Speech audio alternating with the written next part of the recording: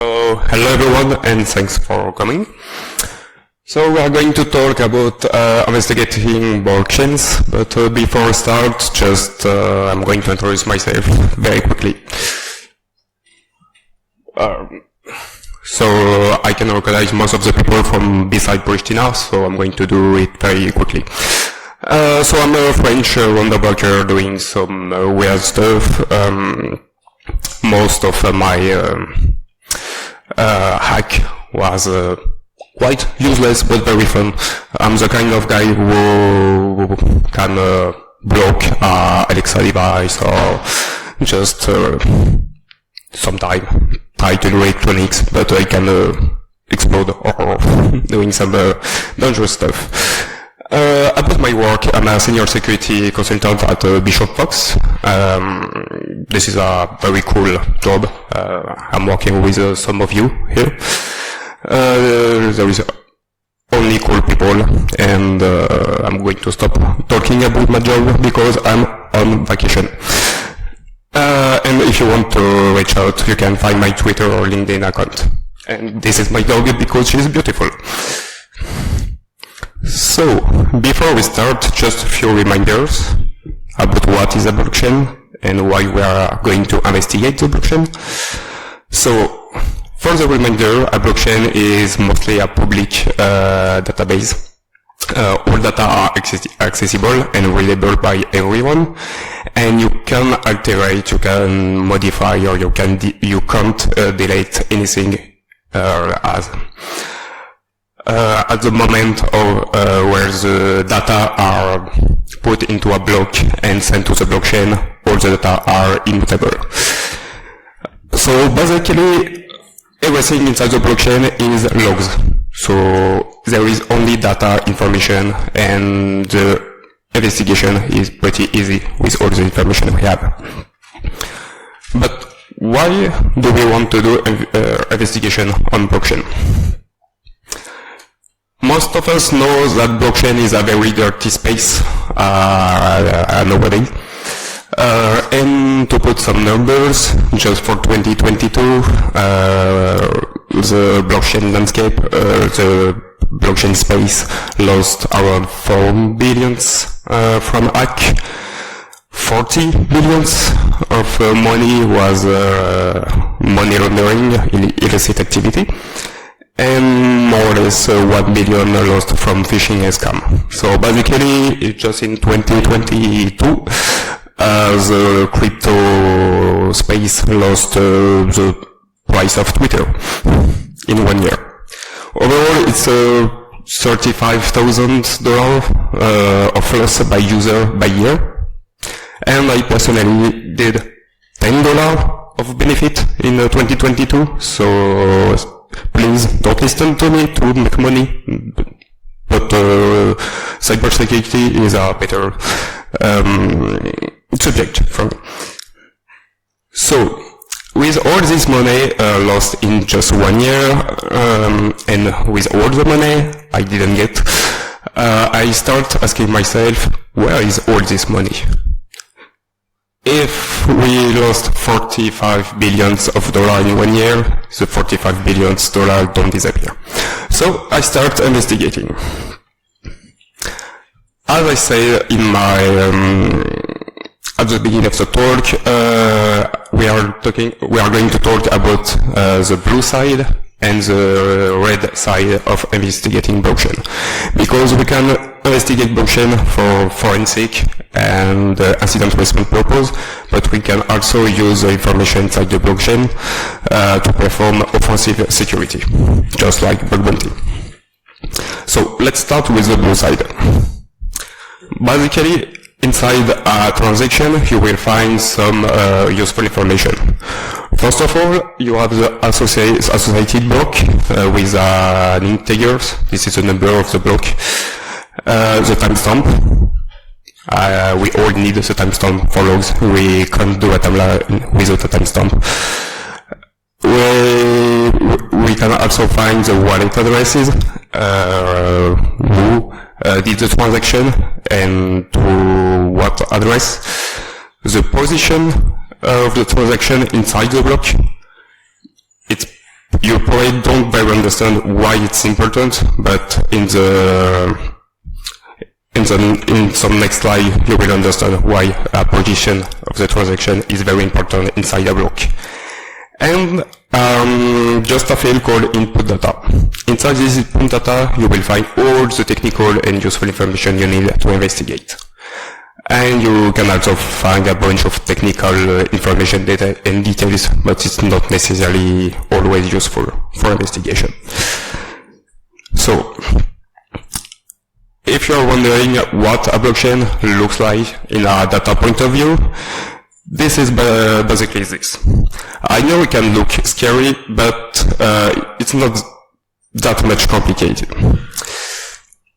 What we have inside a block is the ID of the block, the hash, as I said, some technical information like the version of the software, like Ethereum Solidity version X, and the list of transactions inside the block.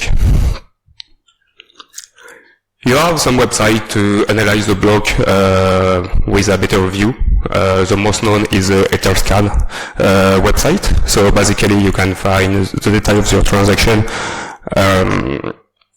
with this format, with the transaction hash, the status, if the transaction got rejected or accepted, and some useful information as I mentioned before. And also a sponsored field, because when you lost $45 billion, you need some ads to get back some money.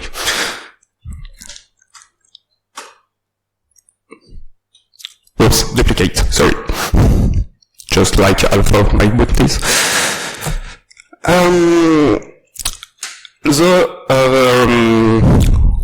The data we are looking for is the input data. You have a different way to analyze the input data. The classic one with the X format. It's very difficult to read, but by chance, after a few years, we have tools to translate the bytecode to some event instruction and more readable information. With the translation, you can find the list of events, and this is the type of event we are testing for to understand what happened. So basically, in the list of events, you can find all the approval requests. You can find what function were called. You can find the money transfer from an address to another address, and if you have other function, I don't know, just to do some loop or to do mathematical analysis for calculating a price, you will find all the steps in it. And inside the input data, you can find something unexpected. Messages. Basically, you can just send a transaction, a $1 transaction, and write a message inside. So you can use a blockchain just like a social media. Little bit expensive if you are using a blockchain that require $100 to send a transaction, but for small blockchain, you can basically use it as a social media. It can be interesting just by curiosity, but as you will see, it can be also a weapon. But before we continue, we have to address some tricky issues. The first tricky issues is the fact that in the Ethereum blockchain, you have around 1 million of transactions by day. So if you need to investigate a period of, I don't know, 10 days, it's a bunch of information. So you're going to need to sort, to filter the information, to extract just the transaction you need and the information you need for your investigation. It's pretty easy with the library we have. You can use Web3 JavaScript or Web3 Python or any kind of library made for Web3. And that's it. Basically, you just have to connect to a blockchain, put the list of addresses you want to see, put some filter, like I want to see all the requests that come from this address with this amount or this type of value, so you can very quickly sort all the information with Python or JavaScript. But you can also subscribe to the events. So basically, the coming transaction will be catched by your code, and you will just see the information the second at the exact moment of the transaction validation. So if you don't want to do a big investigation, but just look what happened around wallet or addresses, just a few lines of Python will be enough. But if you need to investigate a more difficult case, you have a bunch of existing tools. The most useful information is the audit report. For blockchain, smart contract, DeFi, etc., most of the audit reports are public, basically because blockchain are public, so the security and the audit report should be as well. So you can just scroll the report, look into the information to find the to investigate your case, if you need to investigate some smart contract. But you have also some very, very nice tool like Metasleuth or Falcon by Blocksec that will provide you a more readable view of what happened. Because if you need to investigate an address that deal with, I don't know, 10,000 other addresses, you need to visualize, or you will be lost. So at this point, we have the classic forensic or blue team investigation information, and it's interesting, but it can be long and sometimes a little bit boring. But there is some more fun stuff to do, even in the blue side. Here is some tricks. You can use something called dust. So basically, you just need to send a very small amount of token on multiple addresses, and just subscribe or keep tracks of all the movement from the token you sent. So basically, just sending some trackers everywhere, and you just have to follow all the move of your token. So it will help you to know where your tokens are going, and you can find some very cool interaction. It's also used to break some anonymity tool like Tornado Cache or other mixers that try to hide information by sending too much requests. By using Dust, you will be able to keep the tracks of all the move. But you will also need more data analysis. You can socialize. We saw that you can send message to transaction inside your transaction. A bunch of people are usually looking at all the transactions they get because they want to know what is happening on their own wallet. So they are likely to see your message if you send one. You can also build some honeypot, just try to interact with a smart contract used by your target with a black cat you are hunting or something like that, and try to kind of fish the black cat to make him use your smart contract, and if you trap your smart contract, you will get the money. We will talk about these things later. Now I'm going to show you a very quick example of what we can do with classic investigation. Basically, I use Dust. It was not that much interesting story. It was just a guy who got scammed for $100,000. So I tried to help him just to learn and do something cool. So I start sending Dust to find the main wallet of the attackers. When I finally had some IDs of the list of addresses the attacker was usually using as send a phishing link inside the transaction. For some obvious reason, this is not the website I'll send. I modify a little bit the URL because I don't want people to investigate myself. And I got lucky. I just sent an automated message saying, hey, please connect to the website to get some airdrop. Airdrop is like free money, even $5. So by curiosity, the attacker click on the link, and that's it, because at the exact moment when the attacker clicked the link, he was outside Web3, so he had an IP address on my Apache logs. So just because he clicked on the link on the input data, I was able to start hunting outside the blockchain. And it was very dirty, because I basically just put the IP address I just launched a nmap scan on the IP address, and well, it's for something that I call this like from takes transaction to the living room. Whoops. So from the IP address, I found my HTTP logs after sending the phishing links. I find some CCTV. So I still don't know where is the money that the attacker stole, but I can basically just go to his house and steal his car. So I don't get back the money, but now it's in the police hands.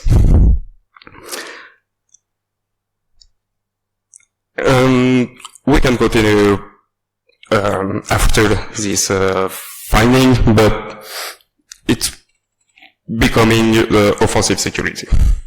So let's do the red side investigation. Why offensive security people need to investigate the blockchain? Basically because all the information are stored, you can't remove it, so if an attacker tried to exploit a smart contract or failed, you can find all the steps of the attack, you can replace the attack, you can fix the bug if the attack failed, and well, basically you are just able to see all exploit attempts on all the blockchain. It's just like if you had access to the logs of all internet. So you can do a bunch of stuff. You can use the data from Firetrack for bug bounty as well.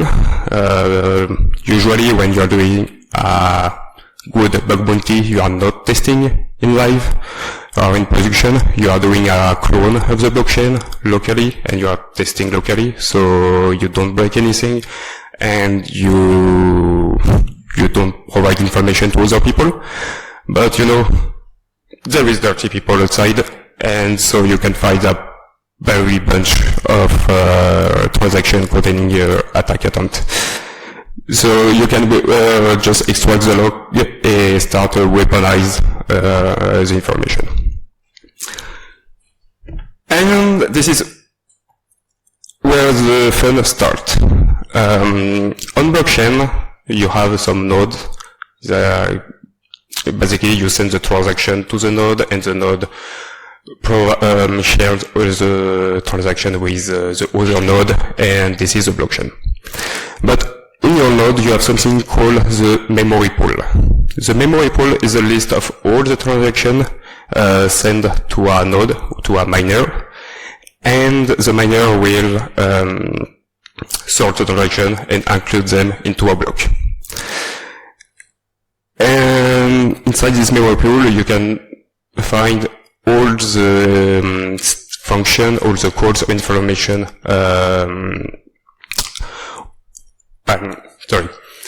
Inside this memory pool, you have the list of transactions, and this transaction contains all the technical information that users want to do. At this point, all the steps, all the event, nothing is executed in the blockchain side. So you have this window where you can read the information before it's going to be executed.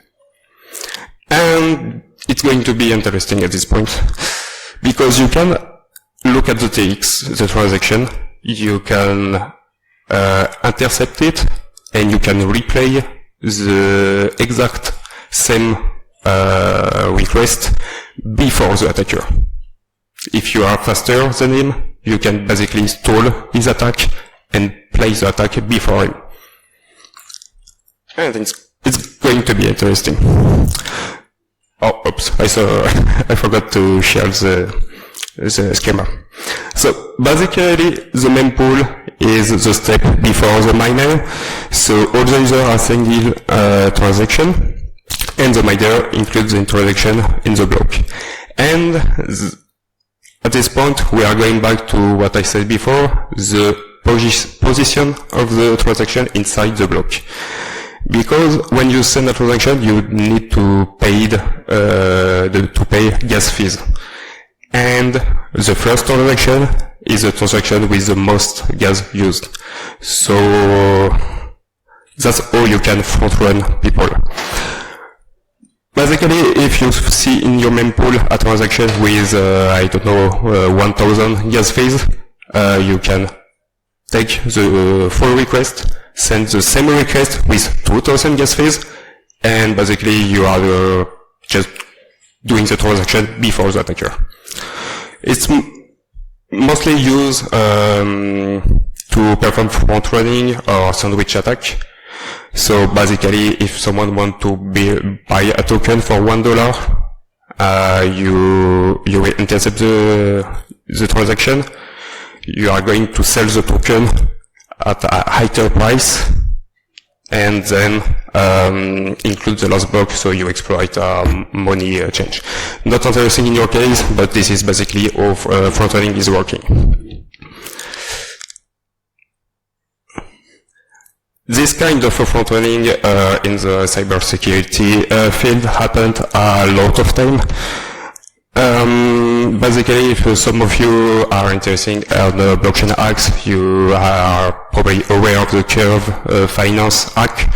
An attacker stole 20 million of dollars, and someone who were looking at the mempool intercept all the attack and save I think half the money, if I remember correctly. So, with the exploitation of the mempool, you can identify the exploit before execution to block the attack. So basically, if the attacker are going to steal all the money from the smart contract, you just have to copy the attack, extract the money, put the money in a safe place, and just let the attacker fade the attack. You can limit the loss also by manipulating the price just before the attack, so you reduce the impact of the attack.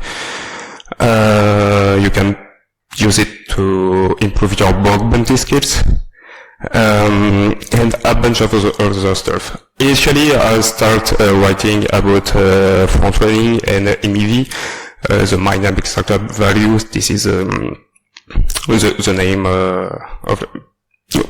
Well, anyway, I was telling. I started writing about front running and MEV, but I realized it needs a dedicated talk. So I changed a little bit my plan. So basically, to summarize a little bit everything we can do on the right side, the idea is just to analyze all the information that are unusual, like all the transactions that are not made to transfer money from an account to another. You can start looking at all the function, all the call, and you will find exploit. You will find weapon. Basically, you will find a weapon. So this is a very, very open source world. So what's coming next?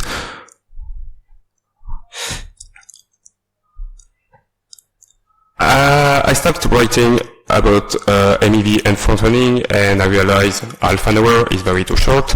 So I was thinking about a workshop about Web3. So basically how to do scripting to start a bug bounty, and how to perform front-run to analyze the blockchain and start doing very cool stuff. So I wanted to know if anyone will be interested by a front-running or security blockchain workshop next year. Okay, 1, 2. Okay, you're welcome.